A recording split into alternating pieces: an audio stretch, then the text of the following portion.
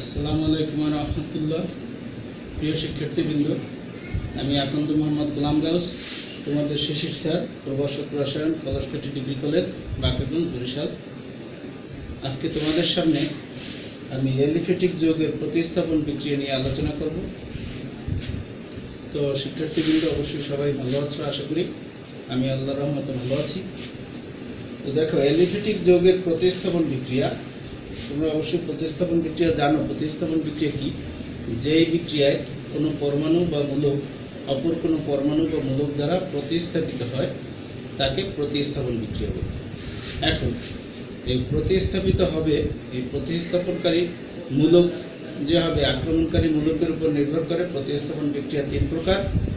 এক নম্বর হচ্ছে নিউক্লিওফিলিক প্রতিস্থাপন বিক্রিয়া, দুই নম্বরে ইলেকট্রোফিলিক প্রতিস্থাপন বিক্রিয়া, তিন নম্বরে মুক্তমূলক প্রতিস্থাপন বিক্রিয়া। তো আমরা আজকে তোমাদের নিউক্লিওফিলিক প্রতিস্থাপন বিক্রিয়া নিয়ে আলোচনা করব। নিউক্লিওফিলিক প্রতিস্থাপন বিক্রিয়া কি? যে প্রতিস্থাপন বিক্রিয়ায় আক্রমণকারী মূলক নিউক্লিওফাইল। নিউক্লিওফাইল কি? নিউক্লিওফাইল তো তোমরা অবশ্যই জানো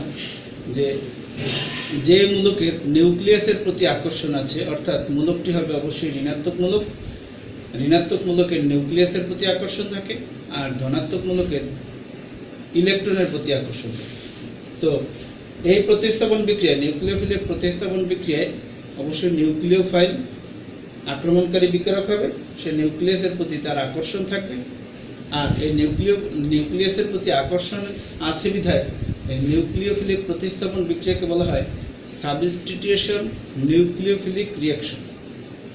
এই সাবস্টিটিউশন নিউক্লিওফিলিক রিঅ্যাকশনকে সংক্ষেপে এসএন বিক্রিয়া বলে। সংক্ষেপে এসএন বিক্রিয়া বলে। আমরা আজকে এই এসএন বিক্রিয়া নিয়ে আলোচনা করব। তো খেয়াল করো, এসএন বিক্রিয়া সাবস্টিটিউশন নিউক্লিওফিলিক রিঅ্যাকশন। এই এসএন বিক্রিয়া আবার দুই প্রকার। এসএন বিক্রিয়া, এই এসএন বিক্রিয়া দুই প্রকার। কিভাবে? এসএন বিক্রিয়া SN1 এবং SN2। SN1 বিক্রিয়া হচ্ছে যে নিউক্লিওফিলিক প্রতিস্থাপন বিক্রিয়ার গতি শুধুমাত্র একটি বিক্রিয়কের উপর নির্ভর করে। আমরা জানি একাধিক বিক্রিয়ক, একটা প্রতিস্থাপন বিক্রিয়ায় একাধিক বিক্রিয়ক উপস্থিত থাকে। সাধারণত দুইটা বিক্রিয়ক উপস্থিত থাকতে পারে। যেমন সেই দুইটা বিক্রিয়কের যদি একটা বিক্রিয়কের উপর বিক্রিয়ার গতি নিয়ন্ত্রণ করে বা গতি নির্ভর করে, তো সেই বিক্রিয়াকে SN1 বিক্রিয়া বলা হয়। আর যদি এমন হয় যে বিক্রিয়ার গতি দুইটা বিক্রিয়কের উপর নির্ভর করে, তবে সেই বিক্রিয়াকে SN2 বিক্রিয়া বলে। তো SN1 বিক্রিয়া নিয়ে আমরা আলোচনা করব। এই SN1 বিক্রিয়াকে ইংরেজিতে বলা হয় সাবস্টিটিউশন নিউক্লিওফিলিক বাইমলিকুলার রিঅ্যাকশন। আর SN2 সেটা হচ্ছে সাবস্টিটিউশন নিউক্লিওফিলিক ইউনিমলিকুলার রিঅ্যাকশন। তো শিক্ষার্থীরা খেয়াল করো, আমরা SN1 বিক্রিয়া নিয়ে আলোচনা করব। এই SN1 বিক্রিয়ার ইংরেজি হচ্ছে সাবস্টিটিউশন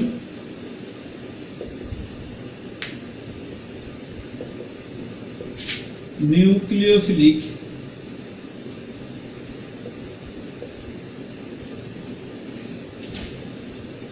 ইউনিমলিকুলার রিঅ্যাকশন। ইউনিমলিকুলার হচ্ছে এক আণবিক নিউক্লিওফিলিক বিক্রিয়া। ইউনিমলিকুলার বলতে আমরা বুঝবো এক আণবিক, অর্থাৎ যদি বিক্রিয়ার গতি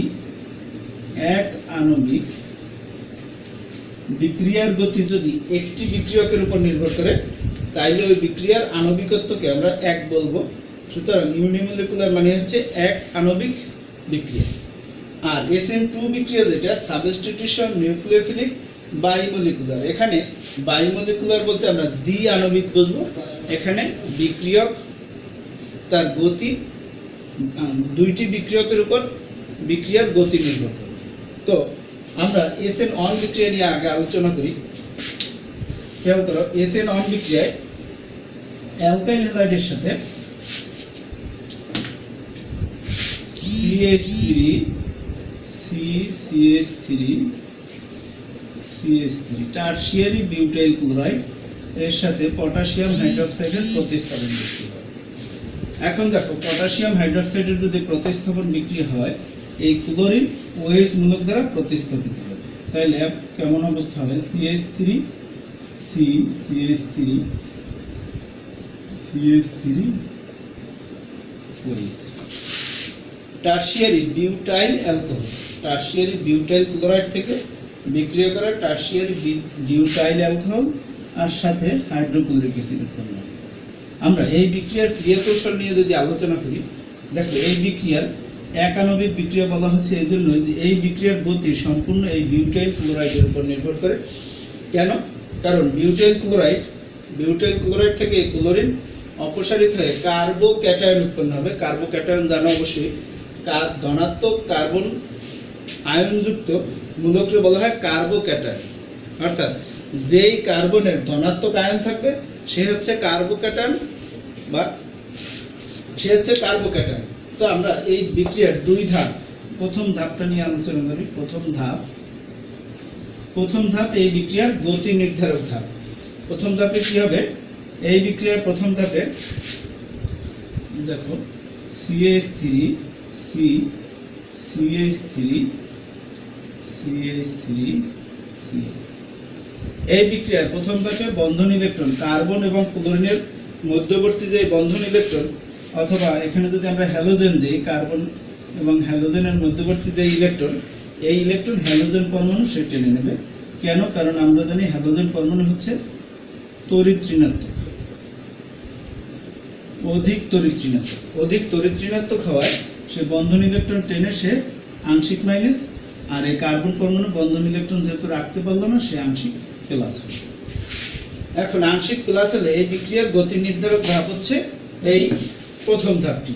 এখানে কি হবে? কার্বোক্যাটায়ন যখনই তৈরি হয়ে যাবে CH3 C প্লাস এই কার্বোক্যাটায়ন হয়ে গেল CH3 প্লাস হ্যালোজেন মাইনাস। খেয়াল করো, তো প্রথম ধাপে কার্বোক্যাটায়ন যত তাড়াতাড়ি উৎপন্ন হবে, আমাদের দ্বিতীয় ধাপে এই পটাশিয়াম হাইড্রোক্সাইড থেকে যে নিউক্লিওফাইল আসবে এখান থেকে এটা দিয়ে দিতে হয় পটাশিয়াম প্লাস এবং OH মাইনাস। এই যে নিউক্লিওফাইল, এই নিউক্লিওফাইল তত দ্রুত এখানে এসে যুক্ত হবে। তো খেয়াল করো, এ তত দ্রুত যুক্ত হবে যত তাড়াতাড়ি কার্বোক্যাটায়ন তৈরি হবে। এখন এই প্রথম ধাপ কার্বোক্যাটায়ন তৈরির ধাপটা ধীর গতির ধাপ। তো এখানে কার্বোক্যাটায়ন দ্রুত তৈরি হতে পারে কিভাবে? যদি এই কার্বনের সাথে কোনো বড় গ্রুপ যুক্ত থাকে। যেমন এখানে তিনটেই অ্যালকাইল গ্রুপ যুক্ত আছে, এই তিনটে অ্যালকাইল গ্রুপই কার্বোক্যাটায়নে কার্বনকে ইলেকট্রন প্রদান করে, বিধায় কার্বনের এখানে ইলেকট্রন ঘনত্ব বৃদ্ধি পায়। আর ইলেকট্রন ঘনত্ব বৃদ্ধি পেলে হ্যালোজেন পরমাণু দ্রুত ইলেকট্রন টেনে নিয়ে এসে এই বিক্রিয়া থেকে চলে যায়, বিধায় কার্বোক্যাটায়ন তত দ্রুত হয়। বিধায় আমরা দেখতেছি এখানে যেটা যদি এমন হয় যে টারশিয়ারি মূলক যদি হয়, টারশিয়ারি অ্যালকাইল মূলক, তার টারশিয়ারি অ্যালকাইল মূলক দ্রুত কার্বোক্যাটায়ন উৎপন্ন করে। অর্থাৎ বিক্রিয়ার গতি টারশিয়ারি অ্যালকাইল মূলকের সবচেয়ে বেশি, এরপরে সেকেন্ডারি অ্যালকাইল মূলকের, এরপরে প্রাইমারি অ্যালকাইল মূলকের, তারপরে মিথাইল হ্যালাইড।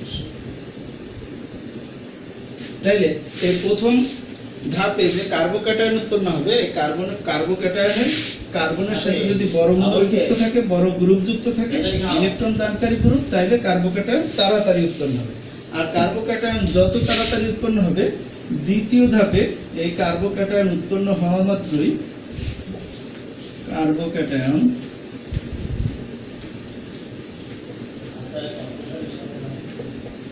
কার্বোক্যাটায়ন উৎপন্ন হওয়া মাত্রই নিউক্লিওফাইল এখানে এসে আক্রমণ করবে। বিধায় এই ধাপটা, এই দ্বিতীয় ধাপটা হবে দ্রুত গতির ধাপ। তাইলে খেয়াল করো, এই বিক্রিয়া, এই SN1 বিক্রিয়া অর্থাৎ সাবস্টিটিউশন নিউক্লিওফিলিক ইউনিমলিকুলার বিক্রিয়া, SN1 বিক্রিয়া যেটা, সেটা এই প্রথম ধাপে কার্বোক্যাটায়ন যদি উৎপন্ন হয় যত দ্রুত উৎপন্ন হবে, দ্বিতীয় ধাপে নিউক্লিওফাইল তাড়াতাড়ি আক্রমণ করে প্রোডাক্ট উৎপাদ যেটা সেটা উৎপন্ন করবে। তাহলে এখানে কি উৎপন্ন হবে? CH3 C CH3 OH CH3। তাহলে এটা টারশিয়ারি বিউটাইল অ্যালকোহল উৎপন্ন হলো। তাহলে আমরা দেখলাম যে এখানে যদি কার্বনের সাথে ইলেকট্রন দানকারী গ্রুপ যুক্ত থাকে, অর্থাৎ এই যে কেন্দ্রীয় কার্বন তার সাথে যত বেশি ইলেকট্রন দানকারী গ্রুপ বা অ্যালকাইল গ্রুপ যুক্ত থাকবে সে তত দ্রুত কার্বোক্যাটায়নে পরিণত হবে, আর কার্বোক্যাটায়ন যত তাড়াতাড়ি উৎপন্ন হবে নিউক্লিওফাইল তত তাড়াতাড়ি তাকে আক্রমণ করবে। বিধায় এখানে আমাদের উৎপাদ তাড়াতাড়ি সৃষ্টি হবে। বিধায় আমরা এসএ নন বিক্রিয়ার সক্রিয়তার ক্ষেত্রে যদি বলি, এসএ নন বিক্রিয়ার 3 ডিগ্রি অ্যালকোহলের ক্ষেত্রে 3 ডিগ্রি অ্যালকাইল হ্যালাইডের ক্ষেত্রে এসএন বিক্রিয়া দ্রুত ঘটবে, 2 ডিগ্রির ক্ষেত্রে তার চেয়ে একটু কম ঘটবে, প্রাইমারিতে আরেকটু কম, এবং মিথাইল হ্যালাইড যদি হয় সেক্ষেত্রে গতি আরেকটু কম হবে। তো সেক্ষেত্রে খেয়াল করো, তো আমরা এসএন অন বিক্রিয়া সম্পর্কে বুঝলাম। এসএন অন বিক্রিয়ার পরে আমরা এসএন টু বিক্রিয়ায় আসি। এসএন টু বিক্রিয়া, এসএন অনে দেখলাম যে শুধুমাত্র প্রথম ধাপ, বিক্রিয়ার গতি নির্ভর করে প্রথম ধাপ তথা অ্যালকাইল হ্যালাইড থেকে কার্বোক্যাটায়ন উৎপন্ন হওয়ার ধাপের উপরে। বিধায় এটাকে এসএন অন বিক্রিয়া বলে। আমরা এসএন টু বিক্রিয়া যদি দেখি, এসএন টু বিক্রিয়া, এই এসএন টু বিক্রিয়া যেই বিক্রিয়ায় দুইটা বিক্রিয়কের ঘনমাত্রার উপরে বিক্রিয়ার গতি নির্ভর করবে তাকে এসএন টু বিক্রিয়া বলে। তাহলে এসএন টু বিক্রিয়া, এসএন টু বিক্রিয়া অর্থাৎ দ্বি আণবিক নিউক্লিওফিলিক প্রতিস্থাপন বিক্রিয়া।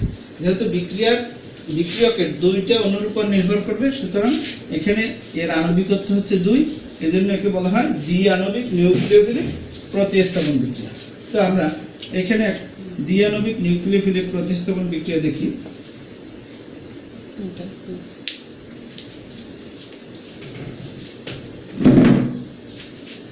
এই অ্যালকাইল হ্যালাইডের সাথে যখন নিউক্লিওফাইল আক্রমণ করবে, খেয়াল করো নিউক্লিওফাইল আসবে অ্যালকাইল হ্যালাইডের হ্যালোজেন পরমাণুর উল্টো দিক থেকে। হ্যালোজেন পরমাণু যেখানে আছে তার উল্টো দিক থেকে নিউক্লিওফাইল সবসময় আক্রমণ করবে। তো এসএন2 বিক্রিয়ায় এখানে এই বিক্রিয়ার গতি নির্ভর করবে অ্যালকাইল হ্যালাইড এবং নিউক্লিওফাইল দুইজনের উপরে। অ্যালকাইল হ্যালাইড এবং নিউক্লিওফাইল দুইটার উপরে যদি বিক্রিয়ার গতি নির্ভর করে তাহলে কি হবে খেয়াল করো, এখানে OH তার এদিকে আসতে থাকবে কার্বনের কাছে, আর কার্বনের এবং হ্যালোজেনের বন্ধন ইলেকট্রন হ্যালোজেনের দিকে যেতে থাকবে। তো কি হবে,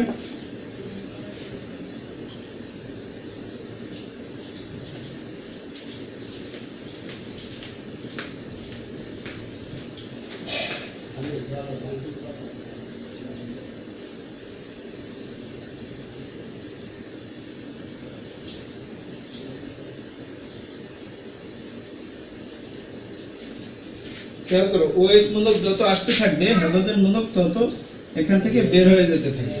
তার মানে এই বিক্রিয়া নির্ভর করতেছে OH এর আসার উপর এবং হ্যালোজেন যাওয়ার উপর। তাইলে এই যে বিক্রিয়ক, এই বিক্রিয়ক এবং এই বিক্রিয়ক দুইটা বিক্রিয়কের উপরে নির্ভর করতেছে বিধায় এই বিক্রিয়াকে আমরা SN2 বিক্রিয়া অর্থাৎ দ্বি আণবিক নিউক্লিওফিলিক প্রতিস্থাপন বিক্রিয়া বলি। দেখো এর পরবর্তীতে তাহলে এখানে এই দুইটার উপরে নির্ভর করতেছে। পরবর্তীতে দেখো OH অ্যালকোহল মূলক কার্বনের সাথে পুরোপুরি প্রতিস্থাপিত হয়ে গেল, আর হ্যালোজেন পরমাণু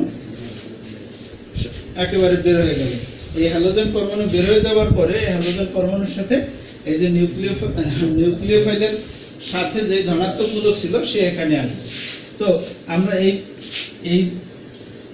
এই হলো দ্বিআণবিক প্রতিস্থাপন বিক্রিয়া।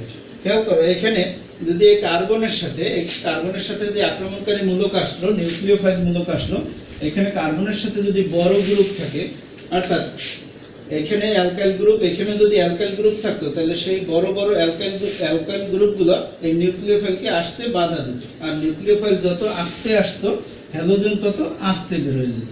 সুতরাং এই SN2 বিক্রিয়া নির্ভর করবে, SN2 বিক্রিয়ার গতি বেশি হবে প্রথমে মিথাইল হ্যালাইডের ক্ষেত্রে, যদি বড় গ্রুপ কম থাকে তার গতি বেশি হবে, এরপরে প্রাইমারি অ্যালকাইল হ্যালাইড, এরপরে সেকেন্ডারি অ্যালকাইল হ্যালাইড, এরপরে টারশিয়ারি অ্যালকাইল হ্যালাইড।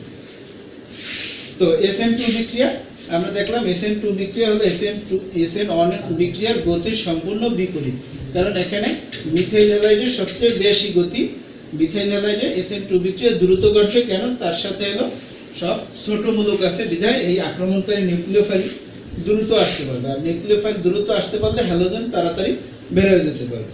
তো সেক্ষেত্রে খেয়াল করো হ্যালোজেন যত তাড়াতাড়ি বের হয়ে যাবে এই বিক্রিয়া তত দ্রুত ঘটবে। তো আমরা SN1 এবং SN2 বিক্রিয়া অর্থাৎ নিউক্লিওফিলিক প্রতিস্থাপন বিক্রিয়া সম্পর্কে দেখলাম। আমরা এর পরবর্তীতে তোমাদের বাড়ির কাজ থাকবে SN1 এবং SN2 বিক্রিয়ার তুলনা এবং এদের ক্রিয়া কৌশল সম্পর্কে বিস্তারিত দেখবে। এর আলোকে আমরা সামনে আরো কিছু বিক্রিয়া পাবো, এই বিক্রিয়ার আলোকে যেগুলো সমাধান করার চেষ্টা করব।